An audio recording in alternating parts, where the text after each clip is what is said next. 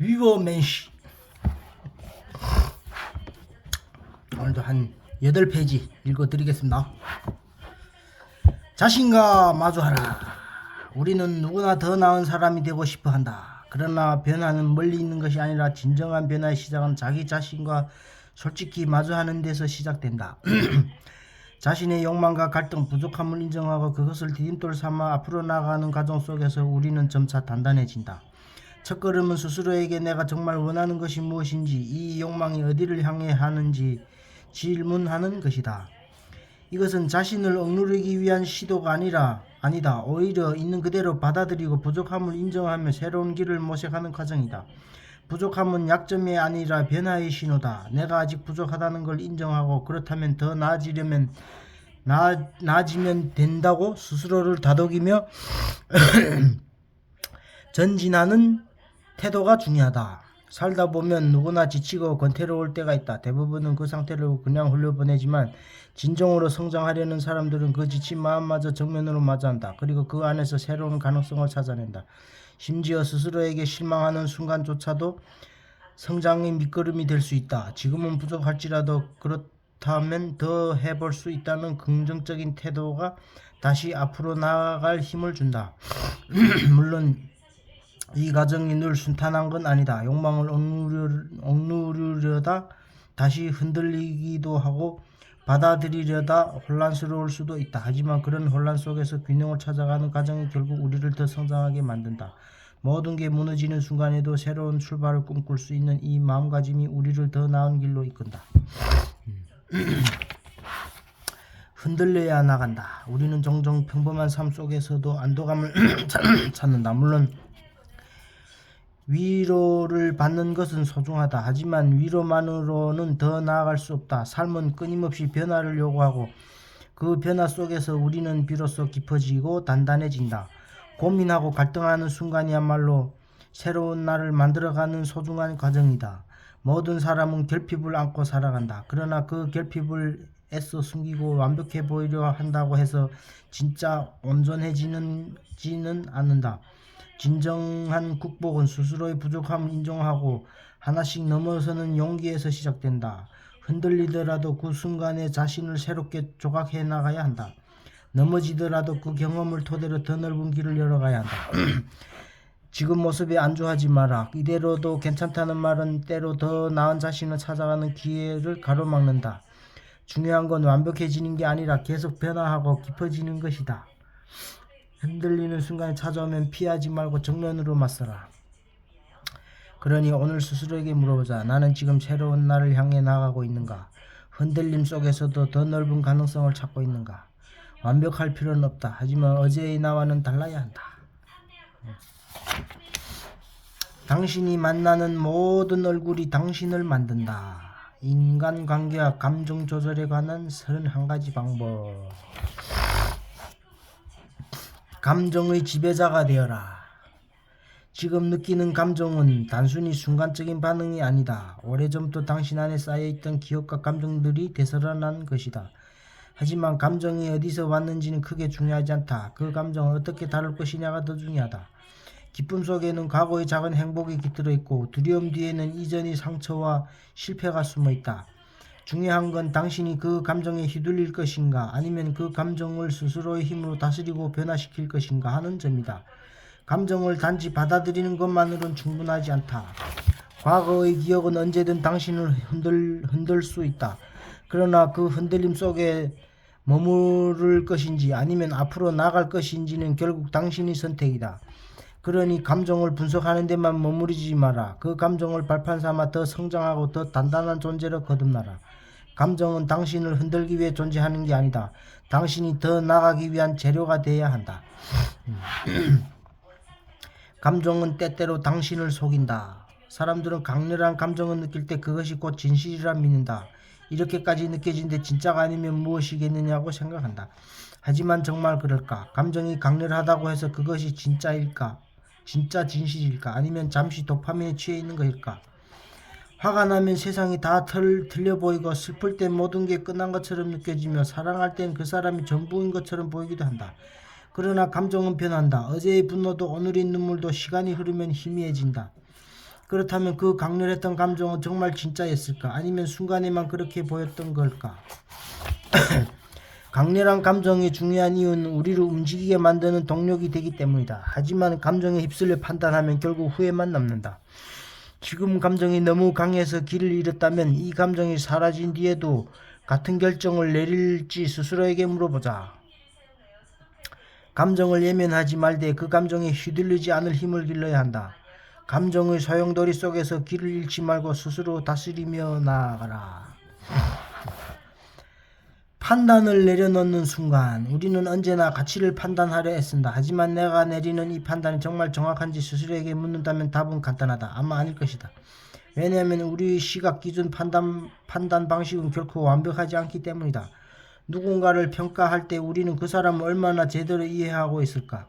매일 만나는 가족이나 친구조차 완벽하게 이해하기 어렵다. 결국 우리가 내리는 판단은 불완전한 정보 위에서 내린 짧은 요약일 뿐이다. 요약을 빠르고 간단하지만 오히려 본질을 놓치기 쉽다. 또 우리 기준도 믿을만한가? 기분이 좋을 때와 나쁠 때, 운이 좋을 때와 나쁠 때 우리 기준은 고무줄처럼 늘었다 줄었다. 그럼에도 마치 변함없는 진리인 양 세상을 평가하려 든다. 그렇다면 판단을 내려놓으면 어떨까? 혐오나 편애 없이 있는 그대로 받아들일 수 있다면 말이다. 물론 쉽지 않다. 인간은 본능적으로 무언가에 끌리거나 거부감을 느끼도록 설계되어 있다. 하지만 우리가 본질적으로 불완전하고 비논리적이며 모순적이라는 사실을 인정하는 순간 오히려 더 깊은 인간다움을 이해하게 된다. 불완전함은 약점이 아니라 우리를 인간답게 만드는 조건이다. 때로는 판단을 멈추고 삶 그 자체로 느껴보자. 세상이나 자신을 평가하기보다는 그저 받아들이는 연습을 해보자. 불완전한 세상 속에서도 충분히 아름답고 찬란한 순간들이 기다린다.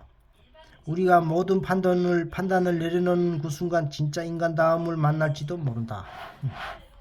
지나치게 판단하지 말아라. 사람을 깊이 이해하려는 노력은 귀중하다. 누군가의 생각과 행동을 관찰하고 이해하면 우리 삶도 더 가벼워지고 활력을 얻는다. 그러나 이 과정이 항상 달콤한 결말로 이어지는 건 아니다. 너무 깊이 들여다보면 위험이 따른다. 커피잔 속의 설탕을 끝까지 쪼개다 보면 정작 커피 자체의 맛을 잃어버리는 것처럼 사람의 약점이나 실수를 지나치게 분석하고 비판하다 보면 그에 대한 믿음과 애정이 깨질 수 있다. 사람은 기본적으로 선하다는 믿음은 함께 좋은 관계를 맺고 더 나은 사회를 만드는 데 중요한 기반이 된다. 하지만 이 믿음이 흔들리면 우리는 냉소적이 되기 쉽고 냉소는 곧 고립으로 이어진다. 예를 들어 역사 속 위대한 인물들을 보자. 그들이 지나치게 파헤치기보다 그들이 보여준 이야기에서 영감을 얻고 나 자신을 발전시키는 편이 훨씬 낫다. 그런 태도가 서로를 신뢰하고 협력하는 데 도움을 준다. 물론 인간의 본성을 들여다보는 일도 필요하다. 프랑스 귀족 작가 라로스푸코는 사람들이 미덕이라 부르는 것은 종종 자기 욕망을 포장한 것이라고 말했다. 이런 시각은 우리가 믿어온 가치들을 다시 돌아보게 만든다. 하지만 모든 진실이 반드시 좋은 결과를 가져오는 것은 아니다. 때로는 진실이 마음의 평온을 무너뜨리기도 한다. 계속 약점과 실수를 들춰내면 관계는 깨지고 신뢰도 무너진다. 결국 냉소만 남을 뿐이다. 어쩌면 우리는 믿음을 택해야 할 때가 더 많을지도 모른다. 상대방의 단점을 꾸짖기보다 장점을 키우고 응원해주는 편이 나을 수 있다. 서로의 실수를 지적하기보다 그 안에서 긍정적인 면을 발견해보자. 사람을 이해하는 목적은 그들을 판단하거나 재단하려는 게 아니라 함께 성장하기 위해서다. 우리는 모두 불완전한 존재이므로 서로를 더 많이 신뢰하고 함께 나가는 법을 배워야 한다. 다음에 누군가의 단점이 보일 때 이 사람에게도 멋진 가능성이 있을 거라고 생각해보자. 그리고 그 가능성을 믿고 키워주는 쪽을 선택하자. 이해하기 어려운 사람을 마주할 때 어떤 사람들은 쉽게 이해가 안 된다. 너무 자기중심적이거나 타인을 배려하지 않거나 감정을 통제 못하는 모습을 보일 때 우리는 속으로 저 사람은 왜 저럴까 하고 생각한다. 하지만 차분히 들여다보면 그들의 모습 속에 과거의 우리가 있을지도 모른다. 그들을 통해 우리는 예전의 나를 돌아보고 지금은 얼마나 달라졌는지 알 수 있다. 사실 우리도 완벽하지 않았다. 한때는 감정 조절이 안 돼서 후회하는 일도 있었고 경솔한 행동으로 스스로를 곤란에 빠뜨린 적도 있었다. 하지만 시간이 흐르면 인내심과 책임감, 배려심을 조금씩 배워왔을 뿐이다. 마치 서툰 아이가 점점 어른이 되어가는 것처럼. 그렇다고 과거의 흔적이 완전히 사라진 건 아니다. 지금도 사소한 일에 예민하게 반응하거나 감정을 주체 못할 때가 있다. 하지만 그걸 부정할 필요는 없다. 중요한 건 스스로 이해하고 조금씩이라도 나아지려 하는 노력이니까. 다른 사람도 마찬가지다. 이해하기 힘든 행동을 하는 사람을 볼 때 그가 단순히 이상한 사람이 아니다. 아직 배워가는 중인 사람이라 생각해보면 어떨까? 우리도 성장했듯이 그들도 언젠가 달라질 수 있다. 세상을 조금 더 여유롭게 보자. 지금 완벽하지 않다고 해서 영원히 변하지 않는 건 아니다.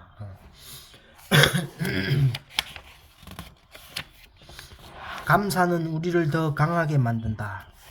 진정으로 강한 사람은 감사할 줄 안다. 감사는 예의를 차리는 게 아니라 누군가가 내 삶에 의미 있는 영향을 주었다는 사실을 솔직히 인정하는 것이다. 강한 사람은 받은 도움을 거의 끝내지 않고 감사함을 표현하며 강한 사람은 받은 도움을 거기서 끝내지 않고 감사함을 표현하는 관계를 이어나간다. 감사하는 순간 마음과 마음이 연결되고 새로운 관계가 시작된다.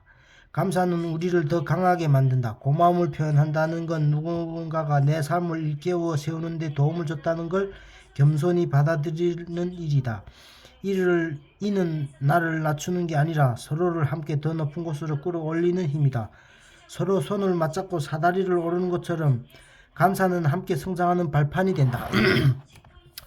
반대로 감사할 줄 모르는 사람은 스스로를 고립시킨다. 마음을 닫으면 세상과 단절되고 점점 더 애로워진다. 하지만 감사는 마음을 열게 만들고 관계를 깊고 풍요롭게 바꿔준다. 작은 씨앗도 햇살과 물을 받으면 꽃을 피우듯 감사는 우리 삶을 더 따뜻하고 단단하게 한다.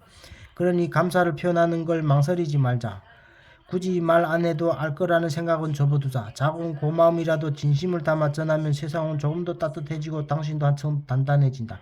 결국 감사는 남을 위한 듯 보이지만 나 자신을 더 나은 방향으로 이끄는 가장 확실한 길이다. 친구가 힘들 때 우리가 할 수 있는 일. 친구가 어려움에 처하면 우리 마음도 따라 흔들린다. 가까운 사람이 아프면 고통이 그대로 전해지는 것처럼 느껴지기도 한다. 이것은 단순한 동정이 아니라 그만큼 깊이 연결되어 있다는 증거다.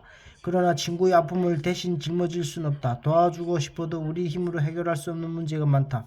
그래서 더 안타까운 순간이 찾아온다. 이 아픔을 나눠 가질 수 있다면 좋을 텐데 그렇게 생각하는 순간 사랑이란 얼마나 애틋하면서도 무력한 감정인지 깨닫게 된다. 그렇다고 우리가 친구의 고통을 무조건 대신 떠안을 필요는 없다. 때로는 곁에 있어주는 것만으로도 충분하다. 위로란 결국 말이 아니라 곁에 남아주는 태도에 비롯된다. 내가 괜찮아질 때까지 곁에 있겠다고 말하는 그 순간 그 단순한 마음이 때로는 친구의 가장 큰 힘이 된다. 그러니 친구가 힘든 시간을 겪을 때 너무 조급해하지 말자. 모든 걸 해결해 주려 애쓸 필요도 없다. 진심 어린 관계 자체가 치유의 시작이다. 그리고 기억하자. 예전에 우리가 힘들 때 그 친구도 같은 마음으로 우리 곁에 있어줬음을. 여기까지.